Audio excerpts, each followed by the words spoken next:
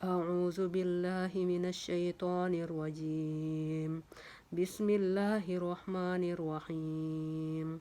والذين ينقضون عهد الله من بعد ميثاقه ويقطعون ما أمر الله به أن يوصل ويفسدون في الأرض أولئك لهم اللعنة ولهم سوء الدار.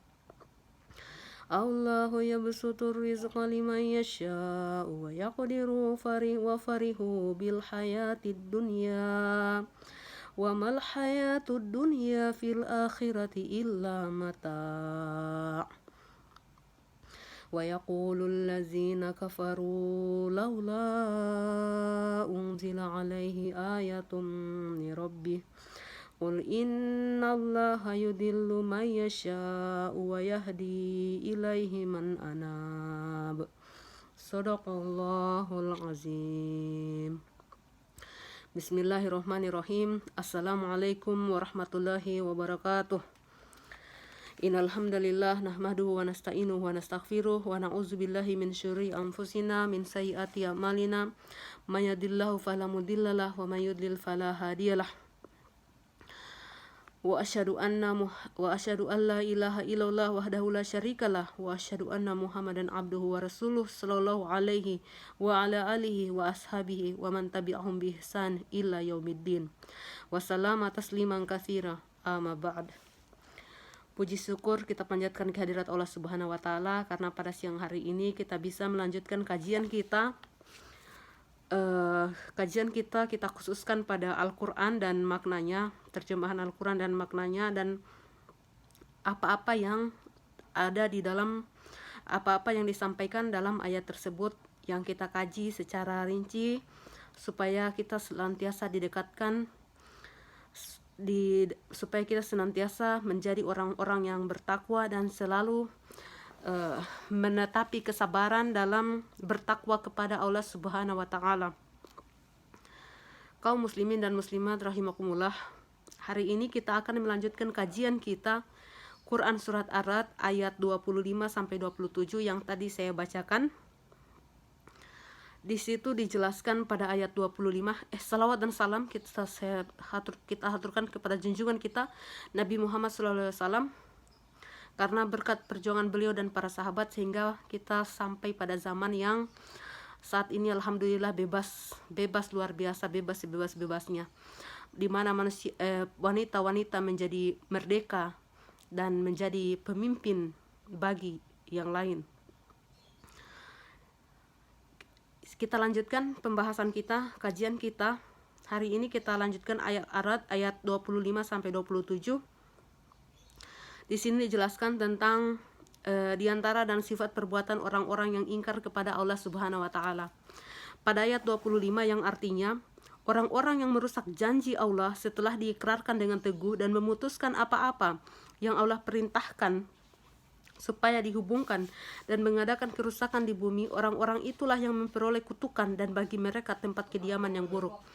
Jadi dalam ayat ini dijelaskan bahwa orang-orang yang merusak janji Allah setelah diikrarkan dengan teguh dan memutuskan apa-apa yang Allah perintahkan supaya dihubungkan dan mengadakan kerusakan di bumi. Kita fokus pada janji Allah. Manusia sebelum diciptakan, di dalam Quran surat Al-A'raf itu dijelaskan bahwa sebelum bayi itu dilahirkan ke dunia, kemudian bayi itu berdialog dengan Tuhan. Di situ ditanya, siapa Tuhanmu? Maka bayi itu menjawab Allah Subhanahu wa taala, ya. Dan itu termasuk janji. Kita berjanji kepada Allah, kita akan menjadi orang-orang yang beriman kepada Allah Subhanahu wa taala. Nah, kemudian perjanjian itu, kita lahir ke dunia, kita sudah memegang janji tersebut, kita lupa sebagai bayi, dan kita juga tidak mengikuti petunjuk orang-orang yang soleh, kita tidak mengikuti petunjuk para ulama, sehingga yang terjadi kita dianggap merusak janji dengan Allah. Nah, di sini di dalam Quran surat Ar-Ra'd ayat 25 itu termasuk dalam kategori orang-orang yang merusak janji Allah setelah diikrarkan dengan teguh. Jadi kita sejak dalam kandungan itu sudah berjanji kepada Allah Subhanahu wa taala untuk menjadi orang yang beriman, percaya kepada Allah Subhanahu wa taala. Orang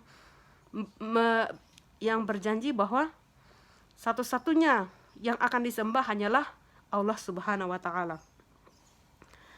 Dan ketika orang-orang ini, ya, orang-orang itu dijelaskan, orang-orang itulah orang-orang yang merusak janji dengan Allah Subhanahu wa taala, memperoleh kutukan dan bagi mereka tempat kediaman yang buruk. Jadi orang-orang yang merusak janji dengan Allah atau orang-orang yang tidak beriman kepada Allah Subhanahu wa taala itu mendapat tempat kediaman yang buruk. Nauzubillahi min zalik. Semoga kita dijauhkan dari orang-orang yang merusak janji dengan Allah Subhanahu wa taala. Terus kita lanjutkan pada ayat 26. Allah meluaskan rezeki dan menyempitkannya bagi siapa yang Dia kehendaki. Mereka bergembira dengan kehidupan di dunia, padahal kehidupan dunia itu dibanding dengan kehidupan akhirat hanyalah kesenangan yang sedikit. Di sini kita lihat penjelasannya. Allah meluaskan rezeki dan menyempitkan bagi siapa yang Dia kehendaki. Kita lihat ada yang kaya, ada yang miskin, ada yang pintar, ada yang kurang pintar, ada orangnya biasa saja, ada orangnya super eksklusif dan lain-lain. Nah, semua itu rezeki. Ada rezeki yang diluaskan, ada rezeki yang disempitkan. Ada orang sukses, ada orang yang kurang sukses atau mungkin tidak sukses sama sekali. Nah, di sini kita lihat bahwa Allah lah yang memberikan rezeki. Allah meluaskan rezeki kepada siapa yang Dia kehendaki dan menyempitkannya kepada siapa yang Dia kehendaki. Nah, kemudian kita jangan lupa di sini dijelaskan mereka bergembira dengan kehidupan di dunia. Orang-orang yang sukses, orang-orang yang cerdas kemudian lupa dengan Allah Subhanahu wa taala, bergembira, bergelimang dalam kegembiraannya sampai lupa dengan Allah Subhanahu wa taala. Allah mengatakan kepada mereka, kehidupan dunia itu dibanding dengan akhirat hanyalah kesenangan yang sedikit.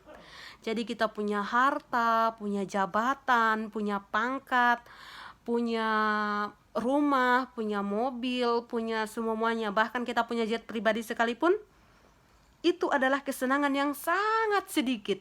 Ya, di sini dijelaskan bahwa kehidupan dunia itu dibanding kehidupan akhirat adalah kesenangan yang sedikit. Maka kita di sini dianjurkan supaya berlomba-lomba dalam mencari kebaikan. Kesenangan yang sedikit. Jadi kalau kita diberikan kelapangan, diluaskan rezekinya, untuk apa rezeki itu kita gunakan?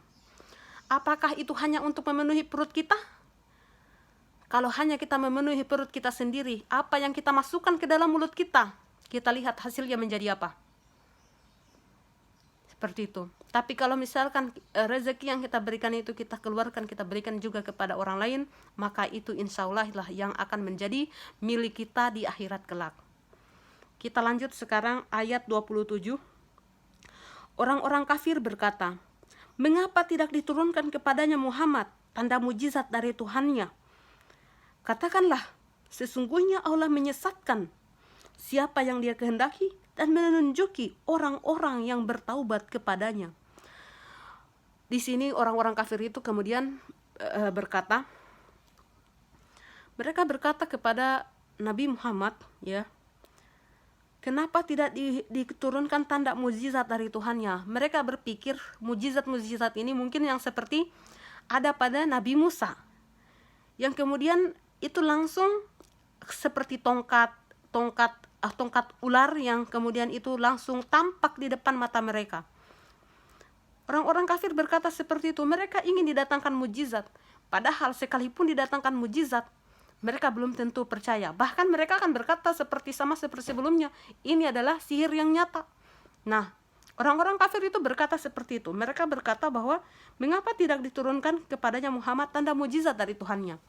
Di sini jadi istilahnya orang kafir ini cuman cari-cari alasan supaya tidak percaya kepada Nabi Allah Muhammad SAW. Padahal di sini jelaskan, katakanlah kepada mereka, sesungguhnya Allah menyesatkan siapa yang Dia kehendaki dan menunjuki orang-orang yang bertaubat kepadanya. mereka kafir di sini itu karena tidak dibuka mata hatinya oleh Allah Subhanahu wa taala. Dan di sini dia di sini Allah kehendaki menunjuki orang-orang yang bertaubat kepadanya. Semoga kita termasuk dalam orang-orang yang selalu bertaubat kepada Allah Subhanahu wa taala. Semoga kita termasuk orang-orang yang mendekatkan diri kepada Allah Subhanahu wa taala. Di sini kita banyak-banyak introspeksi diri, dan semoga kajian kita hari ini menambah keimanan dan ketakwaan kita kepada Allah Subhanahu wa taala, agar kita senantiasa bertobat dengan apa-apa yang sudah kita lakukan. Semoga Allah mengampuni dosa-dosa kita semuanya. Dalam kajian kali ini, jika pun ada benarnya itu datangnya dari Allah Subhanahu wa taala, dan kalau ada salahnya itu datangnya dari saya sendiri, mohon dimaafkan. Dan saya akhiri billahi fisabilil haq fastabiqul khairat. Wassalamualaikum warahmatullahi wabarakatuh.